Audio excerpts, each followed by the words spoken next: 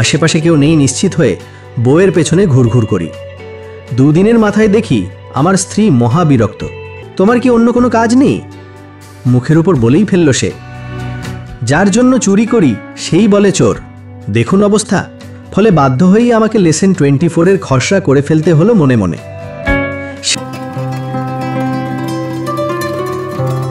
আমাদের জীবন কথা। লেসন 24। আমার স্ত্রীকে এখন যে শিক্ষাটা দিচ্ছি সেটা 24তম। অসুখ বুঝে চিকিৎসা।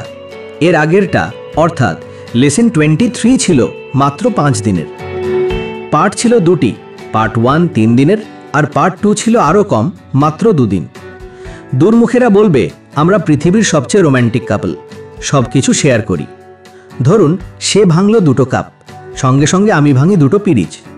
ও ঘুষি মারলে আমি থাপ্পড়। সে যদি আমার বাঁ হাত ধরে তবে আমাকে ধরতে হয় তার ডান হাত। তারপর হাতে হাত রেখে বেরিয়ে পড়ি আমরা ঘুরতে। এরপরও লেসন 24-এর প্রয়োজন হয়েছিল। কেন? সেই শানে নাজুলটাই বলি। সারাদিন চাকরি বাকরি নিয়ে ব্যস্ত থাকি, বউকে ভালোবাসি না, বেশি সময় দিই না, এসব অভিযোগ ছিল আমার স্ত্রীর।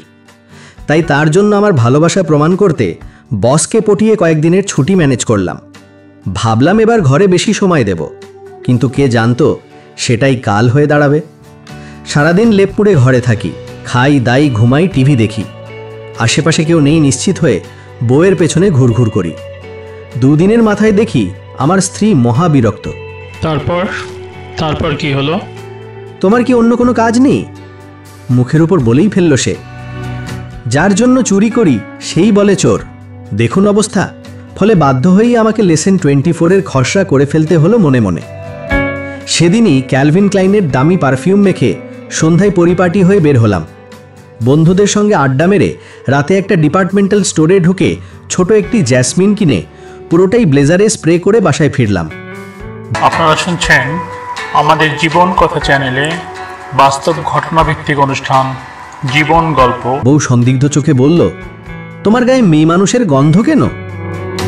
রাতে সে অন্য পাশ ফিরে শুলো। পরের সন্ধ্যায় বন্ধু শোভানের বাসায় বিরাট আয়োজন, সব বন্ধু বান্ধবের জন্য। কয়েক বছর ধরে প্রতি শীতে অন্তত একবার হাঁসের মাংসের সঙ্গে ঘিয়ে ভজা পরোটার আয়োজন থাকে তার বাসায়, সঙ্গে পশ্চিমী পানীয়। বন্ধুদের চাপে আমিও কয়েক পেগ হুইস্কি গলায় চালান দিলাম। পার্টি শেষে রাত 12:30টায় বাসায় ফিরে দেখি স্ত্রীর চোখে আগুনের হলকা। বাড়ি ফেরানোর দরকার কি ছিল? যার সঙ্গে ফুর্তি করো তার কাছেই যাও। মুখ ঝামটা দিয়ে আমার সব অনুনয় বিনয় উপেক্ষা করে পাশের রুমে ঘুমোতে গেল সে। পরের দিন রাস্তায় বেরোতেই টের পেলাম আমার গতিবিধির ওপর নজর রাখা হচ্ছে। ফেউ আর কেউ না, আমারই ছোট শ্যালক সুজন মিয়া। সে নিরাপদ দূরত্বে হোন্ডা চালিয়ে আমার রিকশার পিছন পিছন আসছে। রিকশা চালককে বললাম, ভাই আপনাকে 5 টাকা বেশি দেব, যত আসতে পারেন তত আসতে চালান। কিছুক্ষণের মধ্যেই রিকশার পাশে সুজনকে দেখতে পেলাম। রিকশা ছেড়ে সুজনের পেছনে হুন্ডায় চেপে বসলাম। তারপর কি হলো? গন্তব্য পিৎজা হাট। পিৎজা ভক্ত শ্যালক আমার দুর্গতির কথা শুনে ইতিমধ্যে প্রেমে পড়লেও শেষ পর্যন্ত বিয়ে না করার সিদ্ধান্ত নিয়েছে। সে গিয়ে তার বোনকে কি বলল কে জানে। সে রাতে পাশের রুমে আমার সংসার ভাঙল রে, এই জাতীয় বিলাপে আমার ঘুম হলো না এক ফোঁটাও। পরের দিন রিকশায় উঠেই খেয়াল করলাম পেছনে একটা রিকশায় পিছু নিয়েছে স্বয়ং আমার স্ত্রী। আমার ছুটি আর বেশি নেই। লেসন 24 নিয়ে একটা দ্রুত সিদ্ধান্তে আসতে হবে, to be continued or not to be continued. এদিকে কল্লোল পরিবহন থেকে ঢাকা, চট্টগ্রাম, কক্সবাজার, টেকনাফ, সেন্ট মার্টিন ভ্রমণের একটা প্যাকেজ ছেড়েছে। রিকশাকে কল্লোলের কাউন্টারের দিকে ঘোরাতে বললাম। আমার স্ত্রী আমার পিছু পিছু ঢুকলো কাউন্টারে। ভিড়ের জন্য একটু পেছনে পড়ে রইল সে। নার্ভাস ভঙ্গিতে জটলার দিকে তাকিয়ে আছে।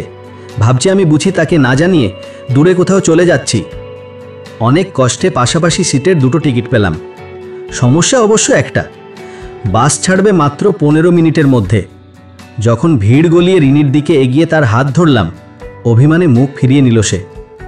চোখ মুছো বোকা মেয়ে, সেন্ট মার্টিন যাচ্ছি আমরাই বাসে। আমি বললাম। মনে হলো সে কিছুই বুঝতে পারছে না। ফ্যালফ্যাল করে তাকিয়ে থাকলো। ধাতুস্থ হয়ে বলল, তোমার মাথা খারাপ? হ্যাঁ বললাম।